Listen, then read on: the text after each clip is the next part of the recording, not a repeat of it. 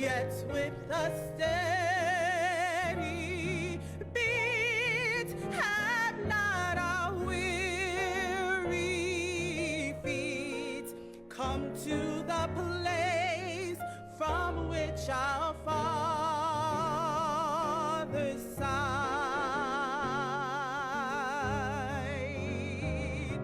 We have come over the way with which tears have been watered. We have come treading the path of the blood of the slaughtered.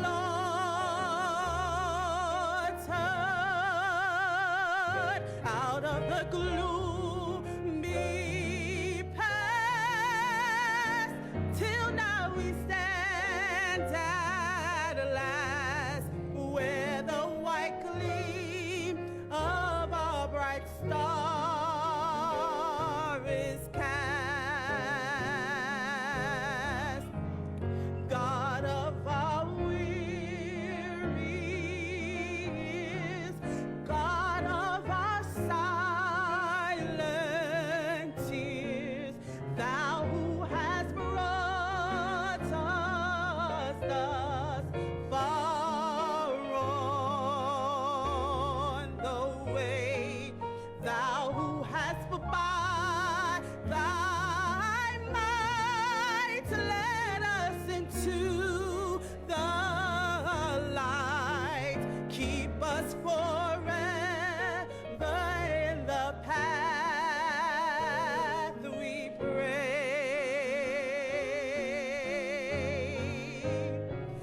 lest our feet stray from the places, our God, where we met thee, lest our hearts, drunk with the wine of the world, we forget thee. Shadow beneath thy head, may we forever stand true to our God, true to our native land.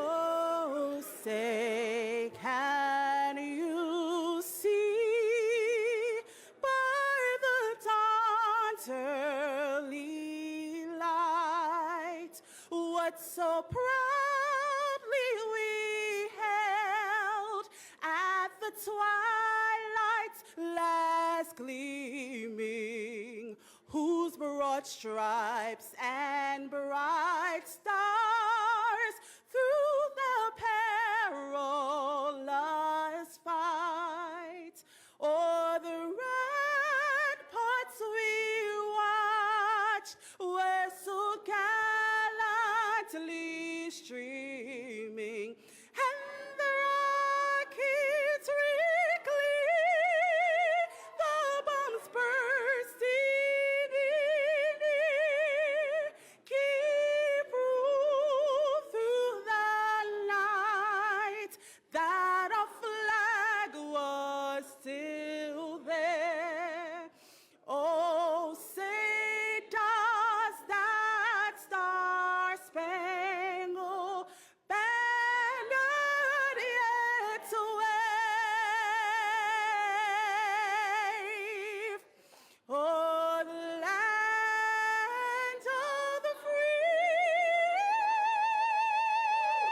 and the home of the brave?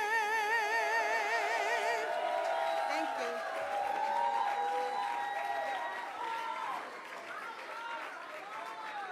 Please welcome Chief Advisor to the Mayor, Chaplain Dr. Ingrid Lewis Martin.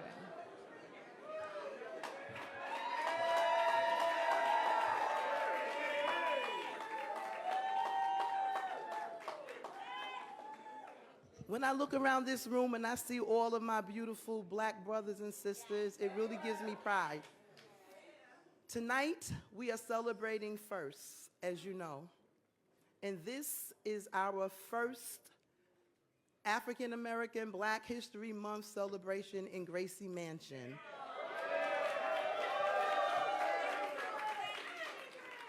Many people will ask, well, why didn't you do it last year? We had such a huge number of people who wanted to participate last year, and we made a decision to do it in an iconic venue as opposed to our illustrious house, which our mayor calls People's House number 2, because you know that City Hall is People's House number 1. We are so grateful to you. You're welcome, my dear sister. We are so grateful to you because of the support from our community as well as other communities, but you are our base. The second man to be the mayor of New York City, the 110th mayor of New York City, and Eric Adams was elected. Yes, give yourselves a round of applause. And as I said, we are celebrating first. So we're here to pay tribute to a man whose shoulders we rested upon. I didn't know him. I had the pleasure of meeting him tonight by another gentleman whose shoulders we rest upon. Congressmember Meeks introduced me tonight to our honoree, Honorable Congressmember Clyburn. And it's a pleasure. So, as people of African descent, we understand that we should not be celebrating first in 2023. But we also understand that the way society is structured, sometimes the right thing isn't always done. But we are resilient, we believe in the Creator, and we know that through Him all things are possible. Yep. And our second mayor can be celebrated as a first, because in 2014, he ran for the election and won the election to be the first black man who was the president of our borough, Brooklyn. So we celebrate first. In the audience, we have a first. Our chief of staff, well, she's the second black chief of staff, but the first female black chief of staff in City Hall.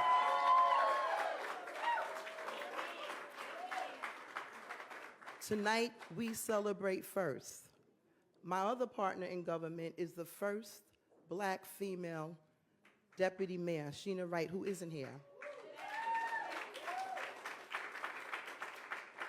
And thanks to our principal, Eric Adams, I am the first chief advisor, a black woman, to the mayor of the city of New York.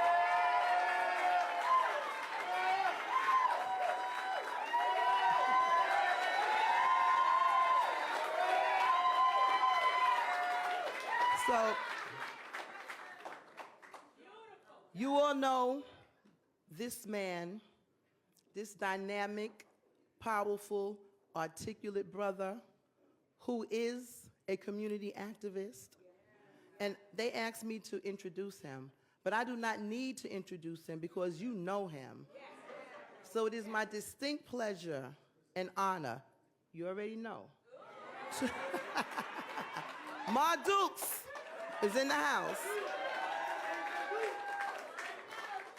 But it is my distinct pleasure and honor to present, you don't mess me up, to present to you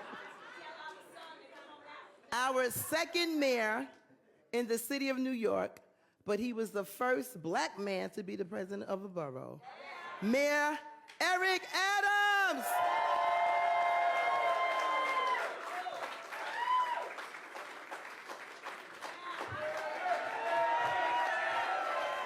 Thank you so much. Such a significant day, and thank you for coming in. Ingrid is right. We are extremely excited about this moment, and it's a real significant moment. And as I stated last year, I would say it again this year, that we are all included in this marathon that we are running. And the goal is that each mile you want to run your mile. You want to hand over the baton in a successful way. If it was from the resiliency and the bravery of Nat Turner, turning over the baton to the greats of Marcus Garvey, who turned over the baton to the greats of Rosa Parks, who turned over the baton to the greats of the Jesse Jackson, who turned it over to Reverend Al Sharpton, who turned it over and over and over. And in between those miles, we saw our great Mother Dukes running her mile. You know, generations after generation. Jesse Jackson, in his run for president, eventually turned over the baton to Barack Obama. Barack Obama running his mile and turning it over to our sister Vice President Harris, running her mile, and then turning it over to my good friend, Brother Hakeem Jeffries, the first person of color to be the leader of any house. And when you look at all of those miles and you look at all of the runs and the handing of the baton, each mile we done in a successful way. But I stated in Albany, in Washington, and I'm going to say it here to you as well. Those races and the energy that came with them was for a purpose.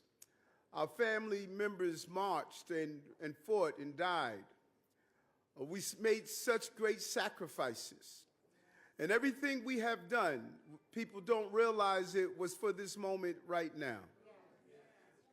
This is the accumulation of all that your grandmothers and grandfathers have all hoped for and prayed for. In that song, the Black National Anthem clearly lays out the roads we traveled. And the question becomes, during this Black history of today that we celebrate, tomorrow is going to be the history that is going to be celebrated from our moments. And the question is, we know the legacy of Turner, King, Garvey, and Malcolm, but the question that lingers over us that we have to straighten into an exclamation point is, what is our legacy? What is our legacy? We can't just reflect on the legacies of others. We must ask, what is our legacy? What is going to be our legacy when we have 7 out of the 10 mayors in the major cities in America are people of color? 4 of the major cities in America, Houston, Chicago, New York, and Los Angeles, are people of color. We have our great brother Hakeem Jeffries leading the minority, and eventually he's going to be the majority leader, person of color. Our Attorney General, person of color. Our DA in the Bronx, person of color. DA in Brooklyn, person of color. DA in Manhattan, person of color. The leader in the Assembly, person of color. The leader in the Senate, person of color. The leader in the City Council, person of color. The leader of the chairs in the committee in many of the houses in the most powerful city on the globe are people of color. All of this chocolate, what are we going to do with it?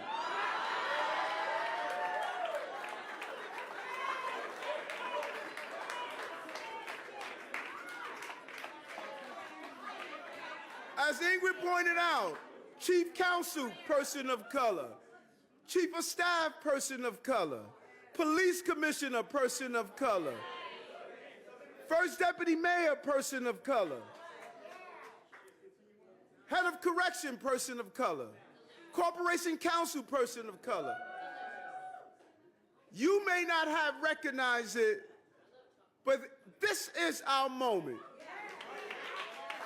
Someone stopped me the other day, and they stated that we have to fight the power. I said, Negro, you are the power.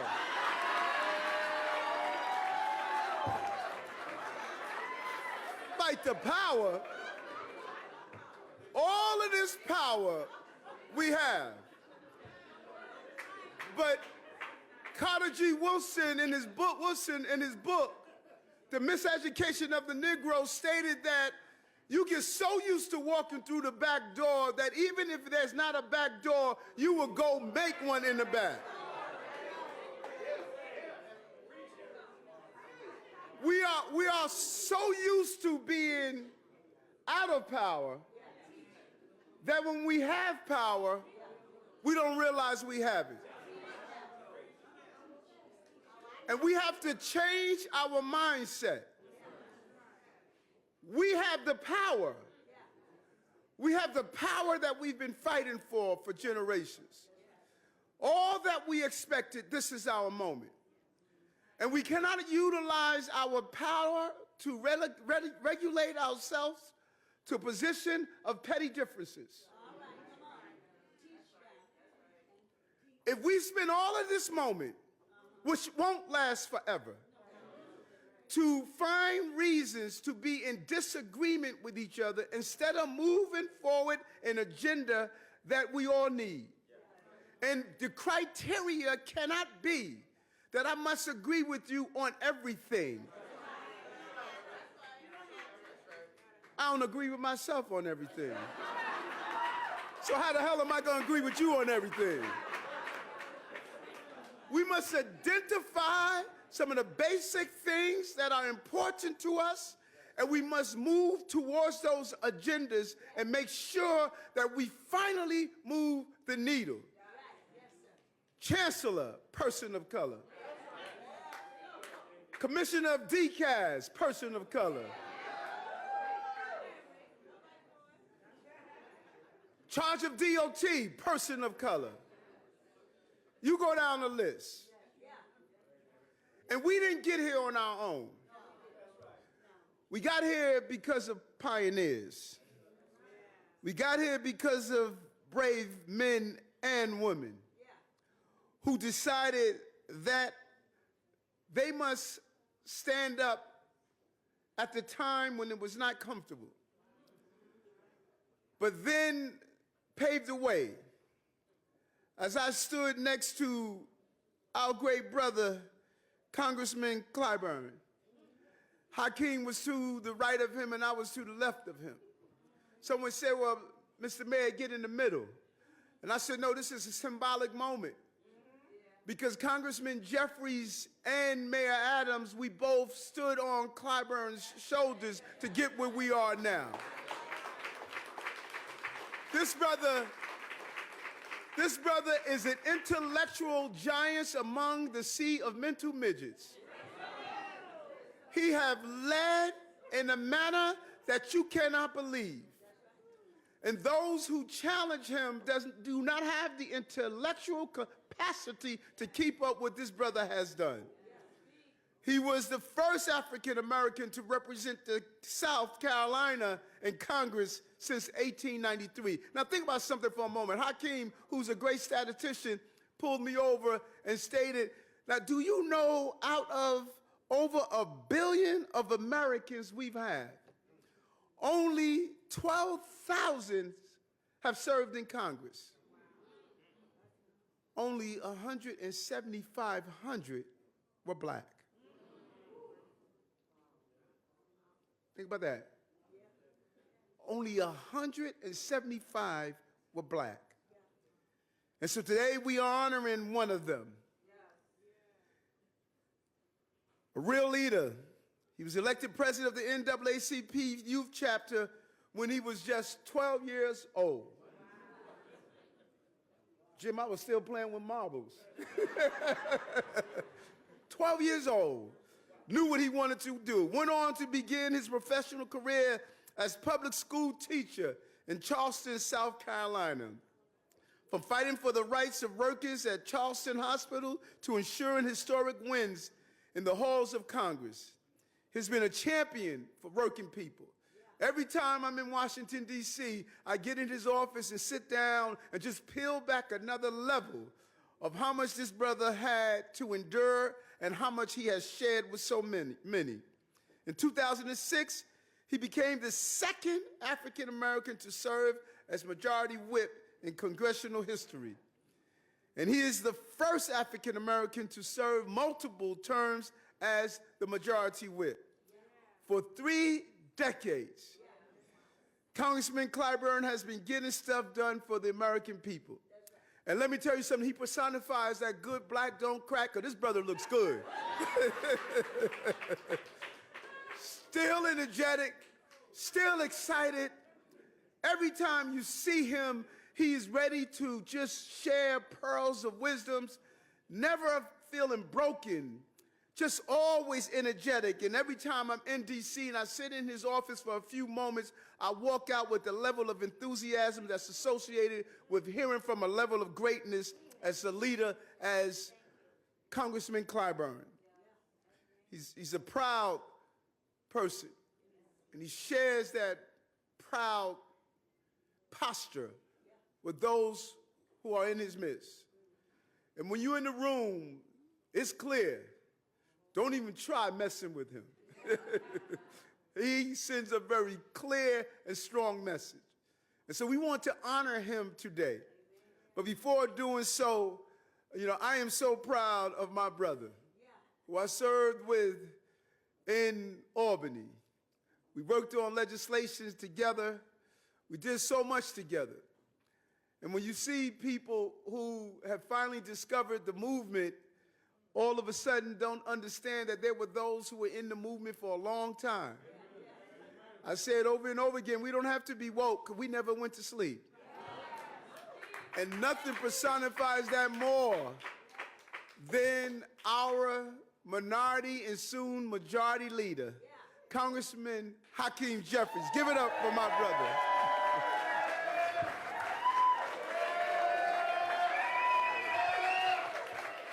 Good evening, good evening, good evening. What an amazing crowd. So good to be here with my friend, my brother, Mayor Eric Adams, who is doing a tremendous job at a difficult time, leading this great city forward. It's good to be here at Gracie Mansion, in this amazing room, now Gracie Mansion, where Eric Adams lives.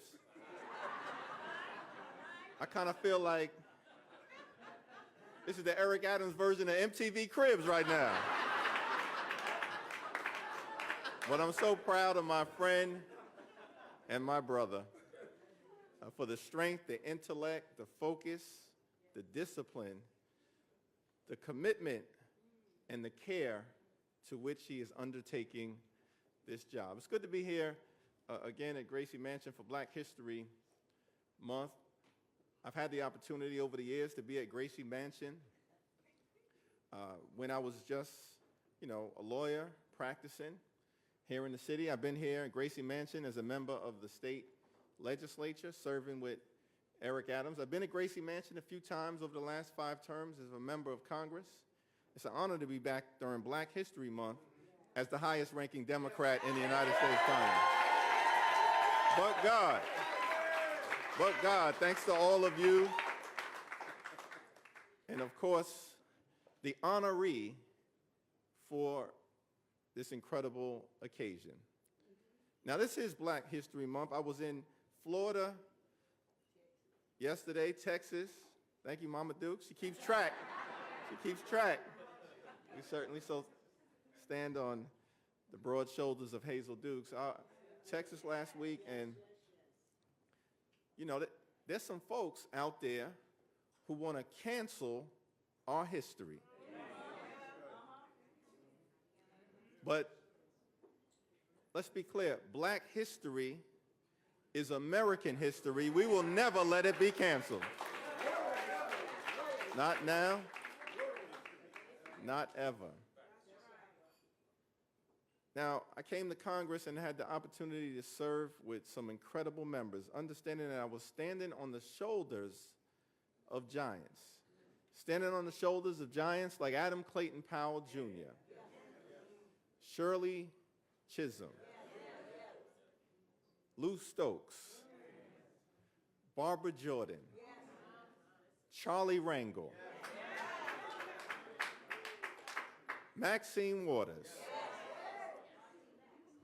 and of course, the great Jim Clyburn. Let me tell you just a bit quickly about Jim Clyburn, and then I know I'm going to yield back to Mayor Adams.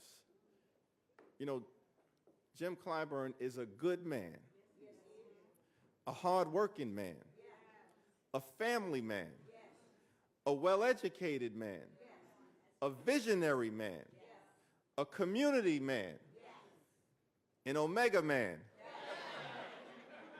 And I'm saying that as a Kappa man. And a mighty man of God. You know anything about Jim Clyburn? He was raised in a parsonage.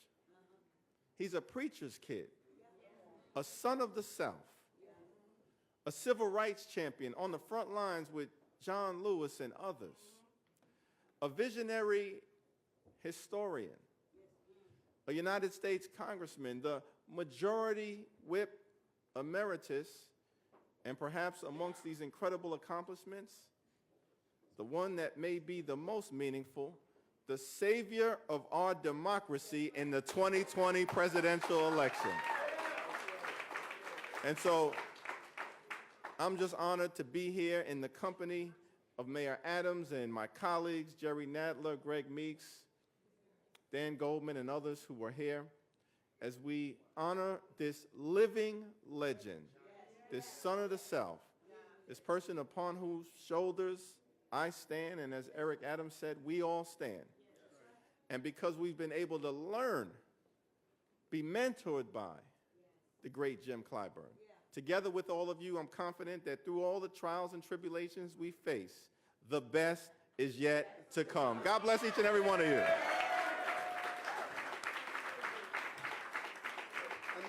I saw Congressman Nadler earlier. I know he's around.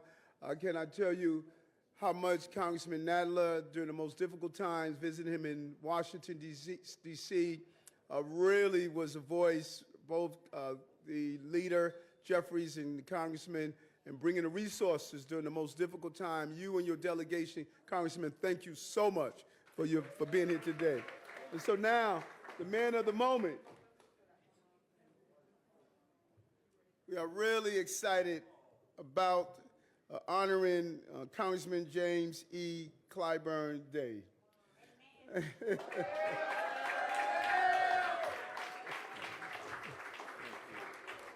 Whereas the congressman is admired for his integrity, formidable work ethic, effective leadership, political savvy, dedication to his constituents, and commitment to advancing civil rights and racial, social, and economic justice nationwide. He's also known for his warm smile. Who's that sound like? An annual fish fry. He must have a fit with this vegan diet we'd have up in here. where guests dance the electric slide, Congressman Clyburn has fought to increase the minimum wage, strengthen the labor movement, conserve the environment, improve health care and education, and preserve historic buildings on HBCU campuses. His legislative achievements include his 10-20-30 federal funding plan directing vital funds to high poverty communities, and his accessible, affordable broadband for all bill. Among his many accolades are his Lyndon B. Burns Jackson's Liberty and Justice for All Award, and the NAACP Sister Mother Dukes Spring Guard Medal, the organization's highest honor. As we gather to celebrate the heritage and accomplishments of African Americans in the 5 boroughs and beyond, I join and applaud this great man of God for his dedication and his entire career in upholding our founding principles of liberty, equality, and justice for all. Together, we look forward to Congressman Clyde Burns' continuing success. Now, therefore, I, Eric Adams, Mayor of the City of New York, do hereby proclaim Wednesday, February 22nd, 2023, in the City of New York as Congressman James E. Kleinberg Day.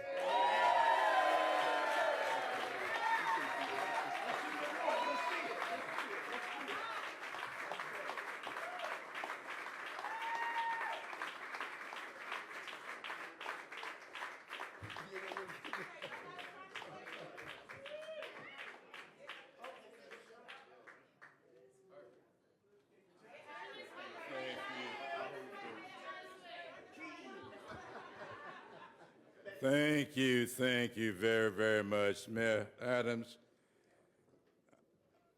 If Mother Dukes were not sitting in front of me, and I had not known her as long as I have known her, I might say this is the proudest moment of my life.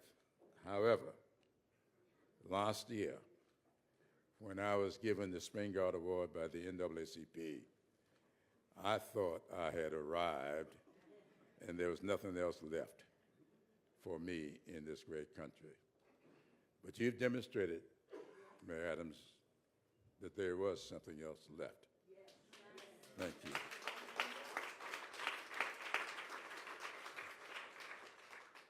I want to begin by thanking my colleagues who are here.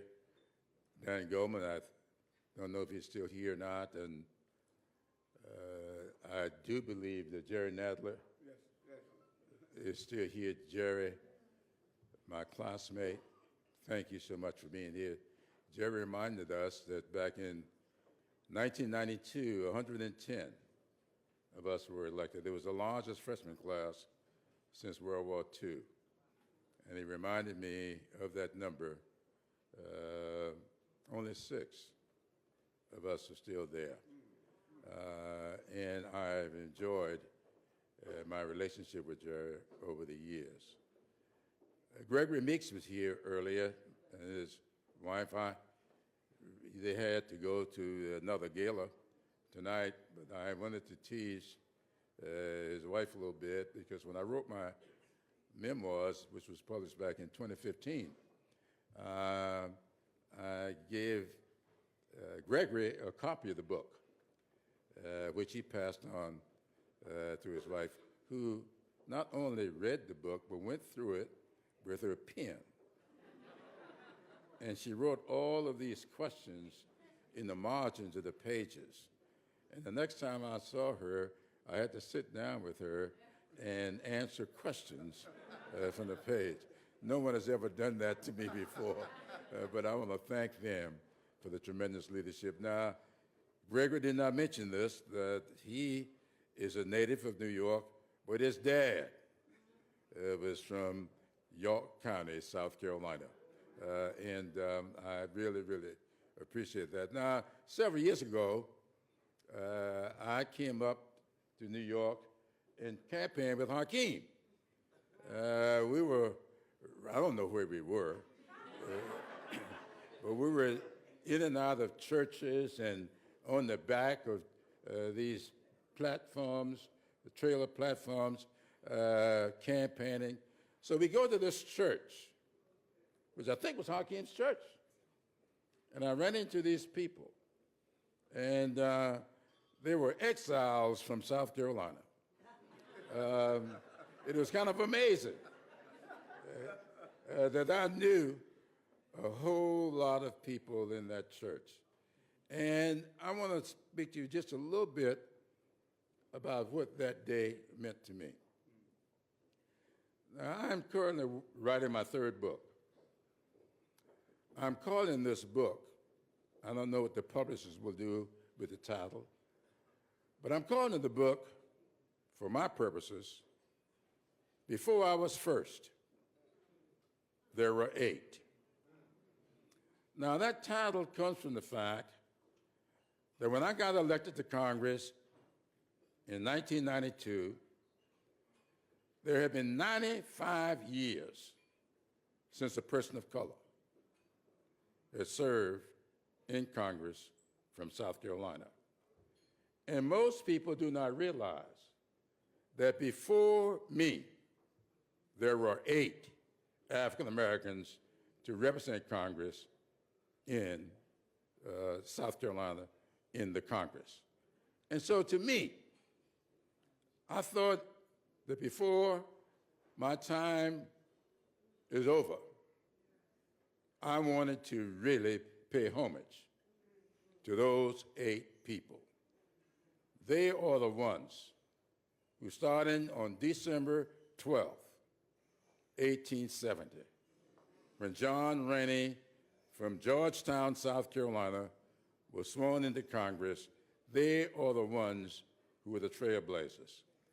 As I've gone through studying their lives and their contributions, I've come to the conclusion that the last chapter in this book is going to be entitled, "The More Things Change, the More They Remain the Same."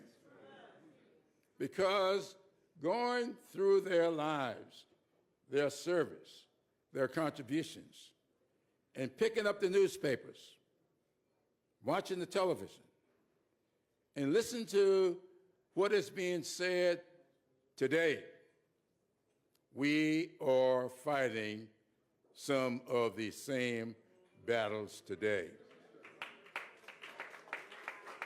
And that's why we study history. Now, there's a young man in here. I hope he's still here, because I want him to come out. Ralph, are you still here? I want Ralph to share this podium with me for a very special reason.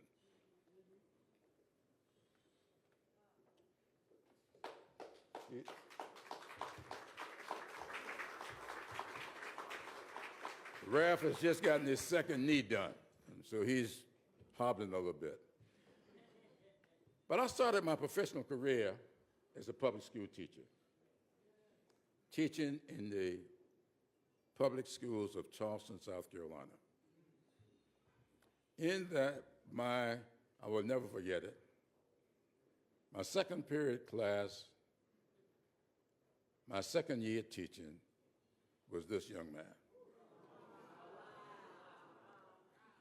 Now, there were 18 people in that class.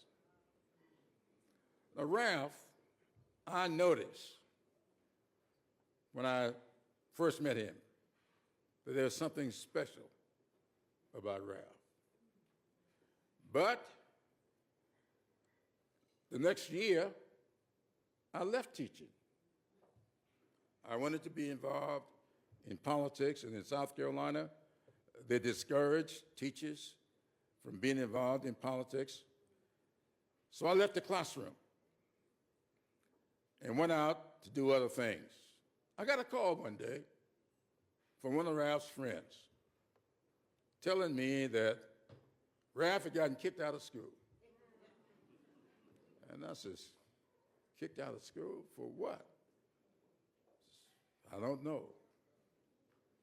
So I got in my car, I went to the school, and I went to the teacher that had kicked him out, and I says, what happened? She told me. I got back in my car, and I went to Ralph's house. He was home. I said, Ralph, I understand you got kicked out of school. He said, yeah. I said, well, get in the car. You're going back up here. You're going to apologize to this teacher, and because you got to stay in school. I ain't going to apologize. Now, because of mixed company, I'm not going to share with you the next part of that conversation. But let it suffice for me to say, he got in the car. Went back up to the school, took about 5 minutes, but he finally apologized. he went back into school. Here's the ending of the story. Ralph graduated from that high school on the east side of Charleston, South Carolina, the most densely populated area in South Carolina at that time, one of the lowest income areas in Charleston at that time. He lived in public housing. And Ralph graduated and got a scholarship to Yale University.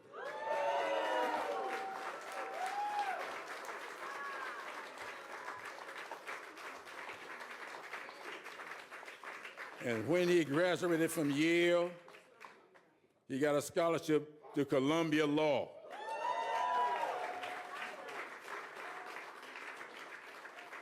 And from there, he became one of Wall Street's best lawyers, handling the American Express account.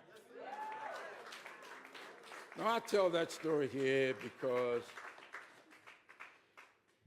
the Ralph Dawsons of the world, the Hakeem Jeffries of the world, are what this is all about. I stayed married to the same woman for 58 years.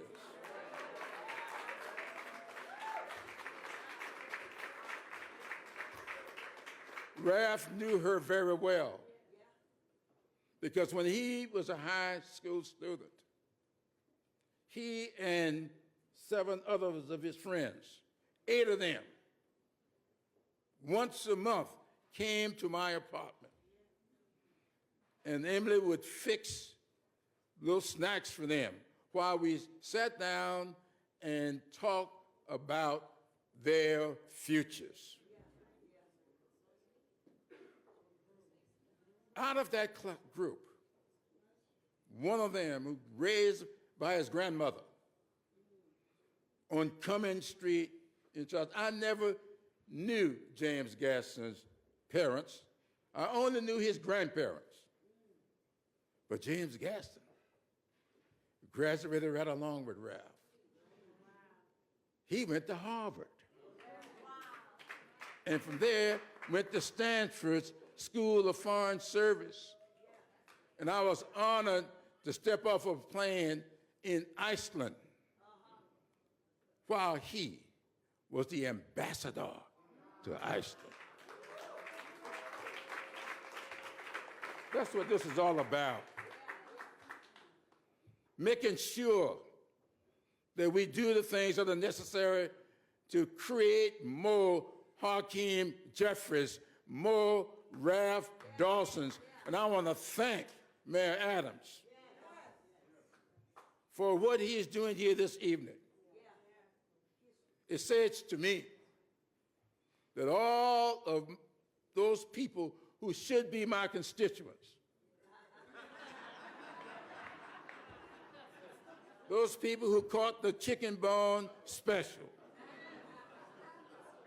who left South Carolina, who came to the promised land, many of whom now have grandchildren who are making their marks. Mayor Adams doesn't know this because I didn't know it until Ralph shared it with me, that his first chief deputy, Sheena Wright, it was Wilmot Fraser, her great-grandfather, who gave me my first job in Charleston, South Carolina.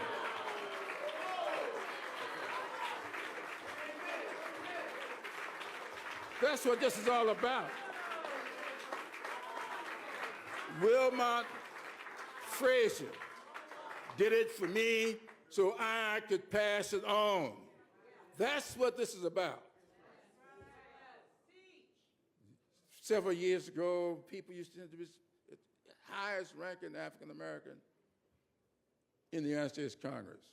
I was proud of that. But let me tell you something.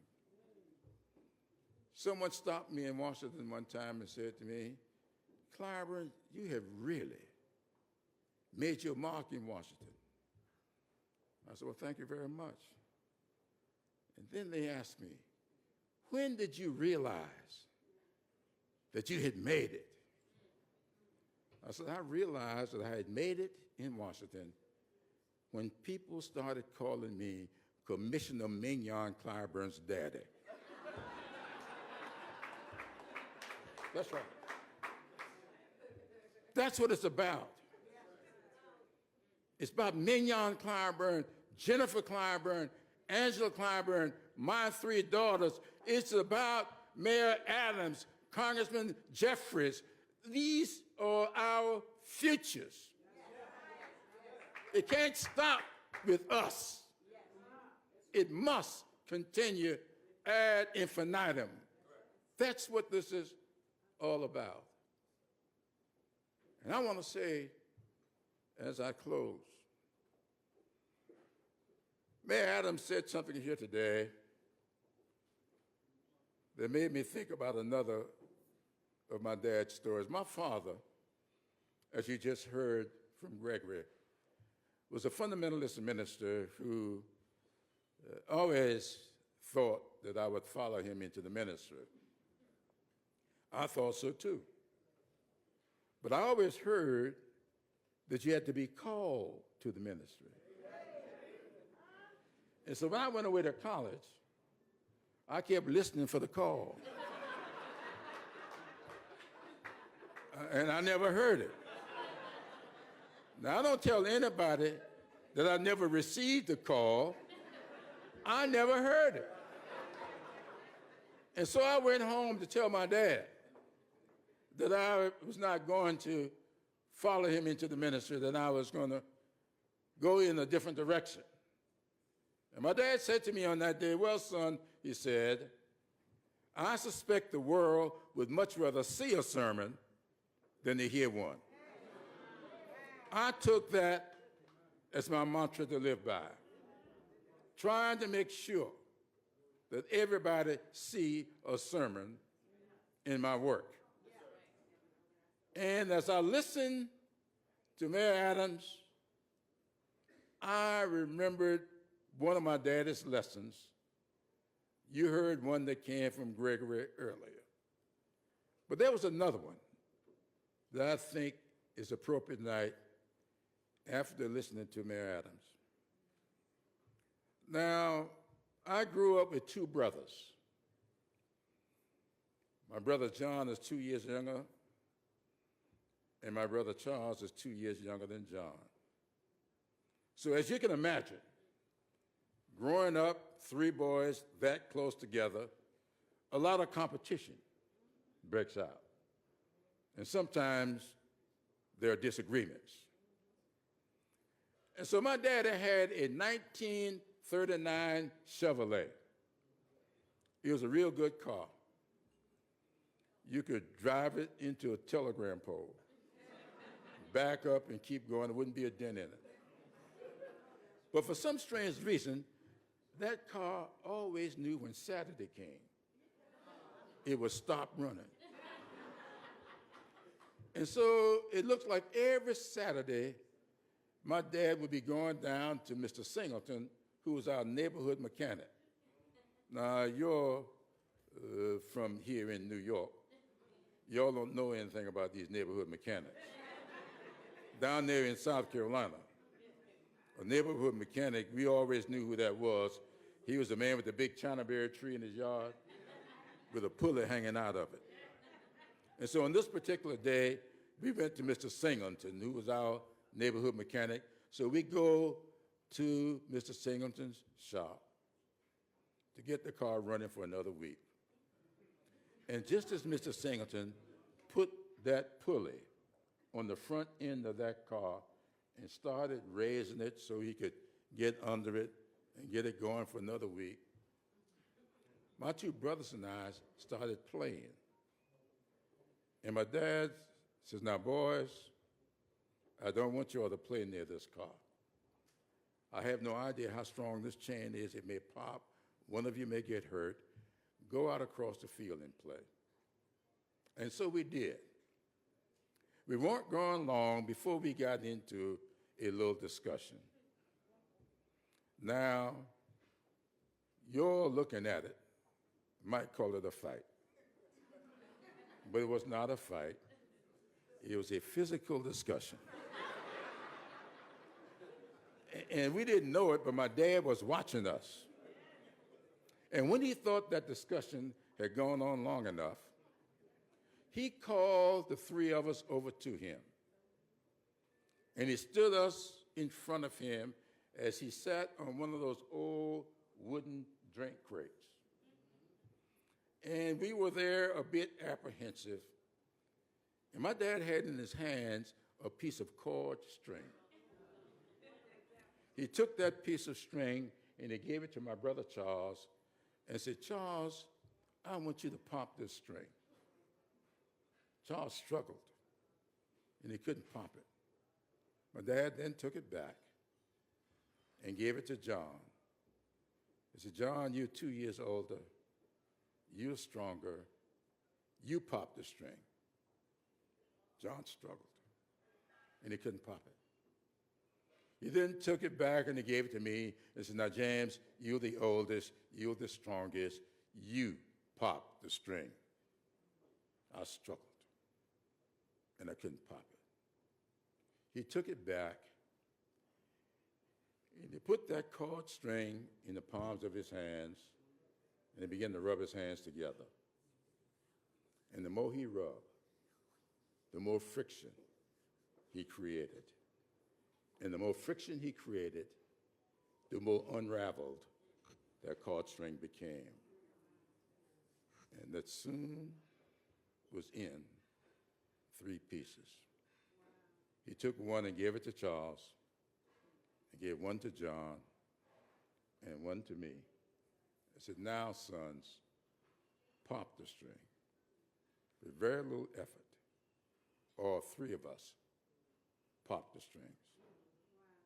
He says, "Now, sons, I want this to be a lesson to you for as long as you live. Don't you let the little disagreements that crop up among you cause so much friction until it separates you. Because if you do, the world will pop you apart and you may never know why."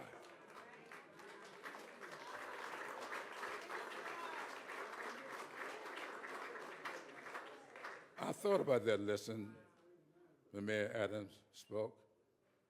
We cannot always agree on what's best to do, when it is best to do it. We cannot always agree on what is the best issue to rally around. We will have disagreements. That's how you grow. You grow by disagreeing and trying to learn from each other. I know what it is to have disagreements. When you stay married to the same woman for 58 years, you learn about disagreements. But we didn't let those disagreements cause too much friction until it separates us. We stayed in that union together. We worked through those disagreements. We are going to have them. You will not always agree with what the mayor is doing when he is doing it, but let's work through those disagreements. We got to leave for our children and our grandchildren something that they can be proud of. They're not going to be proud of us fussing and fighting and disagreeing. They will be proud of how we got through those disagreements. That's what this is all about. So as we pause in this Black History Month, let's, as Hakeem said, we must not let anybody take it away from us. Last year, I was called to a local high school in Washington to speak for Black History Month on February 1st. And when I got there were more adults than children. I knew what was on their minds. We had just come out of the Virginia election, and critical race theory was on everybody's mind. And those parents came to see what this black congressman will say during Black History Month in the face of critical race theory. When I stood before them that day, I said, you know what? All of you all studying in this school or learning a lot about America and who made this country great. Y'all are learning like I did that Thomas Edison was the greatest inventor of all times. He invented the light bulb. Yes, he did. But what y'all are not learning is what I did not learn either, was that Thomas Edison couldn't get that light bulb to work. It was not until he left New Jersey and went up to Boston, Massachusetts, and found a little gentleman up there who was born a slave, whose parents had escaped from slavery, who had come up with something called a ligament. And it was not until Thomas Edison got that son of slave's ligament and put it in his light bulb that the light bulb worked. That's not theory, that's a fact. And we must not ever shrink from those facts. We are who we are. We are Americans. We have contributed to what has made this country as great as it is. Let's not let anybody take that away from us. Thank you, Mayor Adams, for making this city a greater city. Thanks to each and every one of you.